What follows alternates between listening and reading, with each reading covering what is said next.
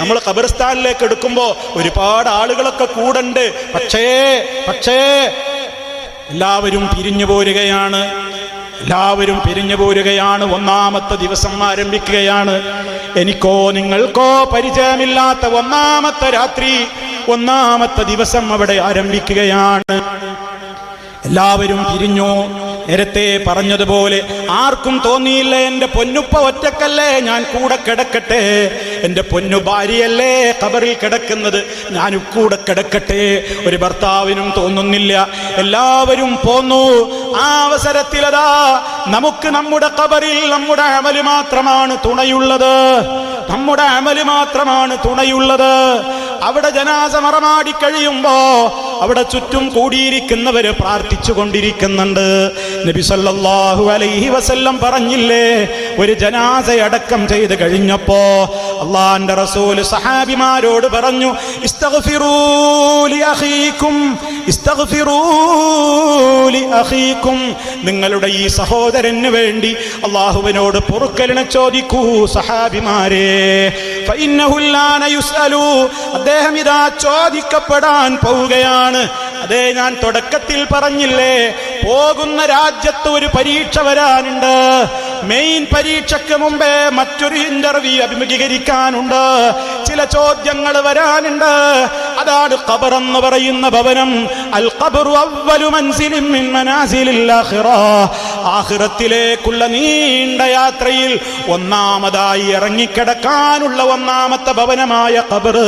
ഉസ്മാൻ ഇബ്നു അഫ്ഫാൻ റളിയല്ലാഹു തആല അൻഹു ഖബർ കാണുമ്പോൾ നിയന്ത്രണം വിട്ട് പൊട്ടിക്കരഞ്ഞിരുന്നു എന്നാണ് ചരിത്രം പറയുന്നത്. എന്തേ മഹാനവറുകൾ ഇങ്ങനെ കരയാൻ കാരണമെന്ന് അന്വേഷിച്ചപ്പോ അദ്ദേഹം പറഞ്ഞു, ഖബറാണ് ഒന്നാമത്തെ ഭവനം.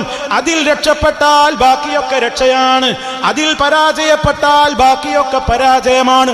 അപ്പോൾ രക്ഷാശിക്ഷകളുടെ മാനദണ്ഡം ഈ ഖബറാണ്. അത് കാണുമ്പോൾ എനിക്ക് സഹിക്കാനാവുന്നില്ലെന്ന്, സ്വർഗമുണ്ടെന്ന് സുവിശേഷം അറിയിക്കപ്പെട്ട മഹാനായ ഉസ്മാൻ റളിയല്ലാഹു തആല അൻഹു പറഞ്ഞുവെങ്കിൽ, ഉപ്പമാരെ നമുക്കങ്ങനെ ഒരു വേദന തോന്നിയിട്ടുണ്ടോ? ഖബറിൽ നമ്മൾ അങ്ങ് കിടക്കുമ്പോ ചുറ്റുഭാഗത്തുള്ളവർ നമുക്ക് വേണ്ടി പ്രാർത്ഥിക്കുന്നുണ്ട്. അല്ലാഹുവേ സ്ഥൈര്യം കൊടുക്കണേ, മലക്കുകൾ ചോദിക്കുമ്പോ ഉത്തരം തോന്നിപ്പിക്കണേ അല്ലാ, ഖബർ വിശാലമാക്കി കൊടുക്കണേ അല്ലാ, പാപങ്ങൾ പുറത്തു കൊടുക്കണേ അല്ലാ, പേടിയില്ലാതെ നിർഭയത്വം കൊടുക്കണേ അല്ലാ എന്നൊക്കെ നമ്മൾ പ്രാർത്ഥിക്കുന്നുണ്ട്. റഹ്മാനായ റബ്ബ് ഖബൂൽ ചെയ്തെങ്കിൽ ആ പരേതന്റെ ആത്മാവിനതൊക്കെ ശാന്തിയായി മാറും. ഇല്ലെങ്കിലോ നമ്മളൊക്കെ വേണ്ടി ആരൊക്കെ പ്രാർത്ഥിക്കാനുണ്ടായിട്ടെന്താ? ആ പ്രാർത്ഥന അള്ളാഹു സ്വീകരിക്കാൻ മാത്രം ഉമ്മമാരെ നമ്മളൊന്നും നല്ലവരല്ലെങ്കിൽ, നമ്മളൊക്കെ മോശപ്പെട്ടവരാണെങ്കിൽ ഒന്ന് പ്രാർത്ഥിച്ചാൽ നമുക്ക് ഉത്തരം കിട്ടാൻ പോലും നമുക്ക് യോഗ്യതയില്ലാത്ത അത്രയും വൃത്തികെട്ടവരായിട്ടാ മരിച്ചു പോകുന്നതെങ്കിൽ നമ്മുടെ ദുരന്തം എത്രയാണ്. ആ ഖബറിൽ പിന്നെ നമ്മൾ ഒറ്റക്കല്ലേ, എല്ലാവരും നമുക്ക് വേണ്ടി ദുആ ചെയ്ത് പിരിഞ്ഞുപോയി. ഉടനെയതാ മലക്കുകൾ വരവായി. ഇതുവരെ കണ്ടിട്ടില്ലാത്ത മലക്കുകൾ, മുൻകർ നകീർ എന്ന ഹദീസുകളിൽ പറഞ്ഞ മലക്കുകൾ. ആ മലക്കുകൾ വന്നിട്ട് നമ്മളെ എഴുന്നേൽപ്പിച്ചിരുത്തുകയാണ്. ചോദ്യം തുടങ്ങുകയാണ്. അതേ, ഒന്നാമത്തെ ചോദ്യം തന്നെ, മൻ റബ്ബുക, നിന്റെ റബ്ബാരടോ, നിന്റെ ദീനേത്? മഹാനായ നബി സല്ലല്ലാഹു അലൈഹി വസല്ലമിനെ കുറിച്ച് ചോദിക്കുകയാണ്. ഈ ആളെ കുറിച്ച് നിനക്കെന്ത് പറയാനുണ്ട്? റസൂലുള്ളാഹിനെ കുറിച്ച് നിനക്കെന്തറിയാം എന്ന മൂന്നാമത്തെ ചോദ്യമുണ്ട്. റബ്ബിനെ കുറിച്ച് ചോദ്യമുണ്ട്, റസൂലിനെ കുറിച്ച് ചോദ്യമുണ്ട്. നമ്മൾ ചെറുപ്പം മുതൽ ഇന്ന് വരെ മരണം വരെ ജീവിച്ച് തീർച്ച ആദർശം എന്തായിരുന്നടോ? അതല്ലേ ദീന് കൊണ്ട് ഉദ്ദേശിക്കപ്പെടുന്നത്.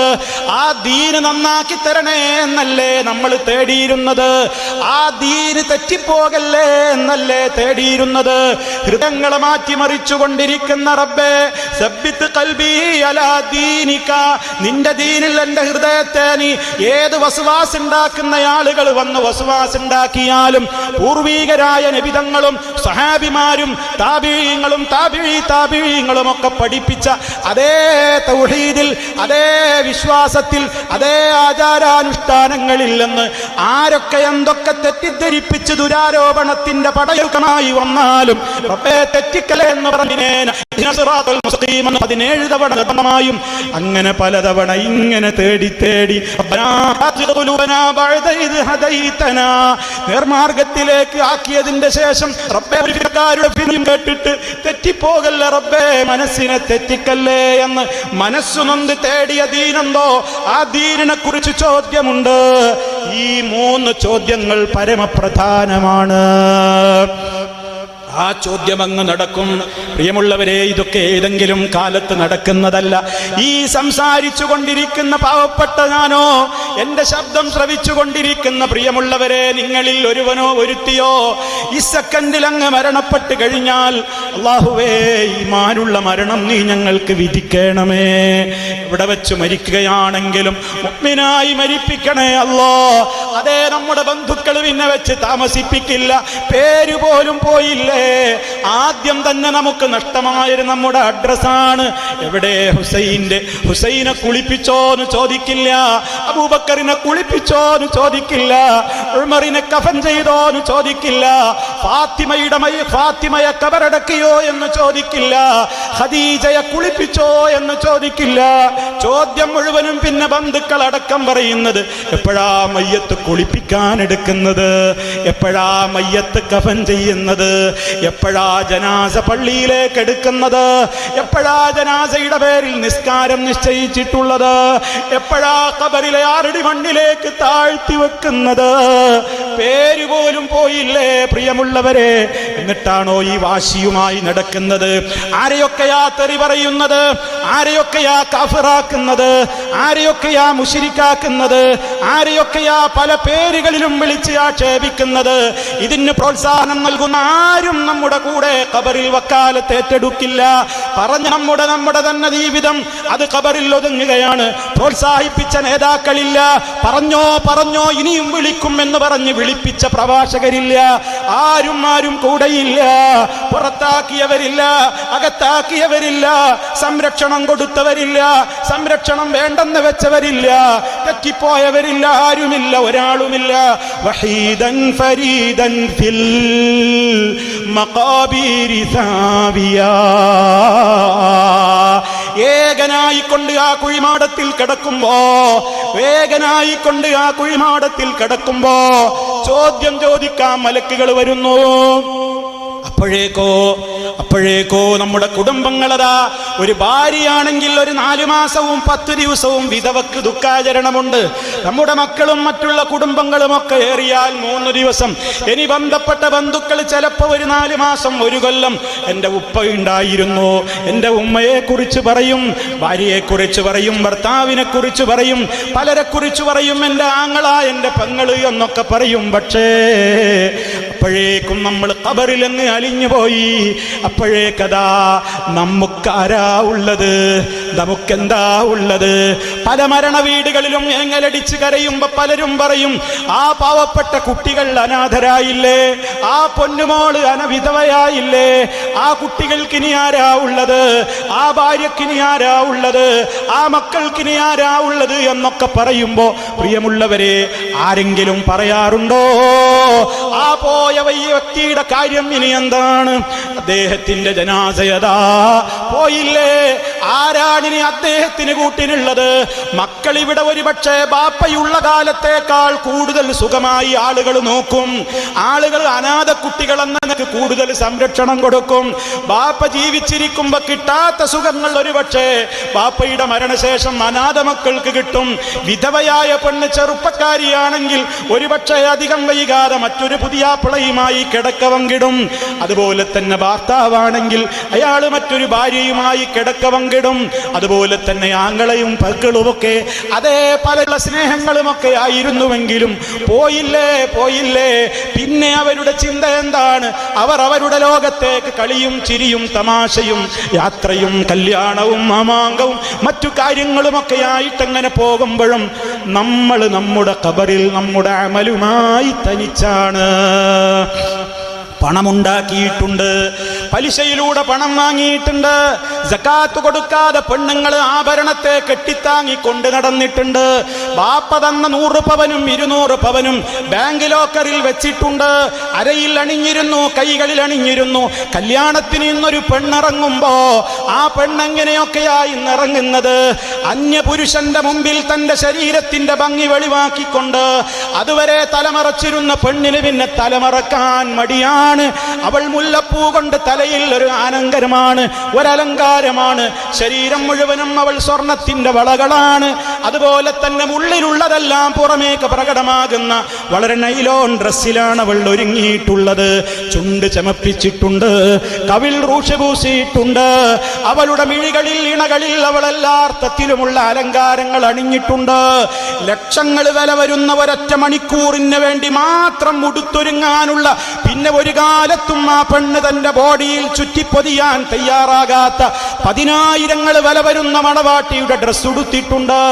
എന്നിട്ട് അവളും അതാ അന്യപുരുഷന്മാരെ കാണിക്കാൻ വേണ്ടിയിട്ട് അതേ വിവാഹത്തിന്റെ അന്ന് ആ ഓഡിറ്റോറിയത്തിലെ എല്ലാവർക്കും കാണാവുന്ന സ്റ്റേജിന്റെ മുകളിലേക്ക് അങ്ങേറിയിട്ട് അലങ്കരിച്ച കസേരയിൽ സോഫയിൽ പുതുമളവാട്ടനെ കെട്ടിപ്പിടിച്ച് ഉമ്മ കൊടുക്കുന്ന ചിത്രം പകർത്താൻ വീഡിയോക്കാരുണ്ട്, ഫോട്ടോഗ്രാഫർമാരുണ്ട്. ഫോട്ടോഗ്രാഫറുടെ താല്പര്യത്തിനനുസരിച്ച് ചാഞ്ഞും ചെരിഞ്ഞും ഒളികണ്ണിട്ടും കണ്ണിറുക്കിയും നിന്നുകൊടുക്കുന്ന പെണ്ണുങ്ങളുണ്ട്. അതേ പ്രദർശിപ്പിച്ച ബോഡിയൊക്കെ ഖബറിൽ അലിഞ്ഞു പോവുകയാണ് പെങ്ങളെ. ഇതിനെ എതിർത്തിരുന്ന ആളുകളോട് പുച്ഛമല്ലേ എന്ന് തോന്നിയിരുന്നത്? അതിന് പ്രോത്സാഹിപ്പിച്ച കൂട്ടുകാരികൾ ഉണ്ടായിരുന്നു, നാട്ടുമൂപ്പന്മാരുണ്ടായിരുന്നു, കൂടെ പഠിച്ചവരുണ്ടായിരുന്നു, അയൽക്കാരുണ്ടായിരുന്നു, ഒപ്പം പഠിച്ചവരുണ്ടായിരുന്നു. പക്ഷേ ഖബറിലെത്തിയപ്പോ ഇതൊക്കെ മുട്ട പൊട്ടി ഒലിച്ച് അഴുകുന്നത് പോലെ 3-ാം നാൾ ഈ 2 കണ്ണിന്റെ കവിൾത്തടത്തിലേക്ക് മുട്ട പൊട്ടി ഒലിക്കുന്നത് പോലെ 2 കണ്ണുകൾ അങ്ങ് പൊട്ടി ഒഴുകാൻ തുടങ്ങുന്നു. കാൽത്തൊട ചീർത്ത് പൊട്ടുകയാണ്, വയറ് പൊട്ടി ഖബർ നിറയുകയാണ്, പുഴുക്കൾ അരിക്കുകയാണ്. എല്ലാ അർത്ഥത്തിലുമുള്ള സംവിധാനങ്ങൾ അവിടെ രേഖയാണ്, അവിടെ റെഡിയാണ്, തയ്യാറാണ്. അതിൻ്റെ ഇടയിൽ ഈ മലക്കുകളുടെ ചോദ്യം തുടക്കത്തിലേ അങ്ങ് കഴിയുമ്പോ നമ്മളങ്ങനെ ആലോചിക്കുന്നുണ്ടോ ആ ചോദ്യത്തിന്റെ ഘട്ടത്തിൽ എന്താ നടക്കുന്നത്? അള്ളാഹുവിനെ റബ്ബായി അംഗീകരിച്ചവർക്ക് മറുപടി പറയാൻ കഴിയും. അള്ളാഹു റബ്ബി, എന്റെ റബ്ബ് അള്ളയാണെന്ന് മണിമണിയായി ഉത്തരം പറയും. ആരടോ നിന്റെ റബ്ബെന്ന് ചോദിക്കുമ്പോ മുഅ്മിനാണെങ്കിൽ അവൻ സന്തോഷത്തോടെ പറയും അല്ലാഹു റബ്ബി, അല്ല എന്റെ റബ്ബാണ്, എന്റെ റബ്ബാണ്, എന്റെ റബ്ബാണ്. അടുത്ത ചോദ്യം ദീനിനെ കുറിച്ചാണ്. എന്റെ ദീന് ഇസ്ലാമാണ്. മുസ്ലിമായി അങ്ങനെ തന്നെ വാചകത്തിൽ പറഞ്ഞതല്ല. നിന്റെ മതമേതെന്ന് കോളത്തിൽ ചോദിച്ചപ്പോൾ പൂരിപ്പിക്കാൻ വേണ്ടി മാത്രം റിലീജിയൻ കോളത്തിൽ ഇസ്ലാം മുസ്ലിം മാപ്പിള എന്ന് എഴുതിയവനല്ല.